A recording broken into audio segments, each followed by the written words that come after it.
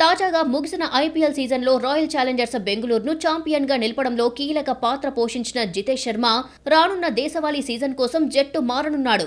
అరంగేట్రం నుంచి గత సీజన్ వరకు విదర్భకు ప్రాతినిధ్యం వహించిన జితేష్ వచ్చే సీజన్ నుంచి బరోడాకు ఆడనున్నాడు. గత రంజీ సీజన్లో మొత్తం బెంచ్కే పరిమితం కావడంతో జితేష్ ఈ నిర్ణయం తీసుకున్నాడు. జట్టు మారే విషయంలో జితేష్ ను బరోడా కెప్టెన్ ఆర్సీబీ సహచరుడు కృణాల్ పాండ్యా ప్రభావితం చేసినట్లుగా తెలుస్తోంది. విదర్భ తరపున పరిమిత ఓవర్ల ఫార్మాట్లకు మాత్రమే పరిమితమైన జితేష్ రెడ్ బాల్ ఫార్మాట్లో సత్తా చాటాలని అనుకుంటున్నాడు. ఇందుకు అతనికి సరైన అవకాశాలు రావాలి. అయితే విదర్భలో ఇది జరగడం లేదు.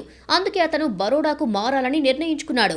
ఇక right hand wicket keeper batter అయిన జితేష్ 2015-16 సీజన్లో ఫస్ట్ క్లాస్ క్రికెట్లోకి అరంగేట్రం చేసినప్పటి నుంచి ఇప్పటి వరకు కేవలం 18 మ్యాచ్లు మాత్రమే ఆడాడు. ఇందులోనూ అతని ప్రదర్శన ఏమాత్రం ఆశాజనకంగా లేదు. ఈ మ్యాచ్లో జితేష్ 24.48 సగటున కేవలం 661 పరుగులు మాత్రమే చేశాడు. ఇక జితేష్ పరిమిత ఓవర్ల కెరియర్ విషయానికి వస్తే అతను ఇప్పటి వరకు 56 లిస్ట్ ఏ మ్యాచ్లో 141 టీ20లు ఆడాడు. ఇందులో 3 సెంచరీలు, 18 హాఫ్ సెంచరీల సాయంతో 4419 పరుగులు చేశాడు.